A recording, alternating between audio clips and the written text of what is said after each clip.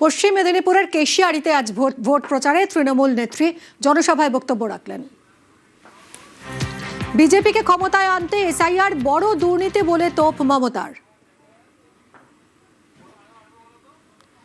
পশ্চিম মেদিনীপুরের কেশিয়াড়িতে আজ জনসভা মমতা বন্দ্যোপাধ্যায়ের। বিজেপিকে ক্ষমতায় আনতে এসআইআর বড় দুর্নীতি বলে তোপ দাগেন মমতা। এসআইআরটা একটা বড় স্ক্যাম, এটা এসআইআর নয়।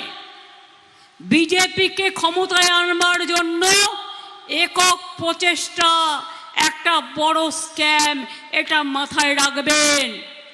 সবার নাম কেটে দেওয়া, মানুষকে লাইনে দাঁড় করিয়ে অসম্মান করা। আপনাদের কত ভোট কেটেছে? 90 লক্ষ ভোট কেটেছে, তার মধ্যে 60 লক্ষ হিন্দু আর 30 লক্ষ মুসলমান। আজও লোককে অ্যাডজুডিকেশনের লাইনে দাঁড়াতে হচ্ছে।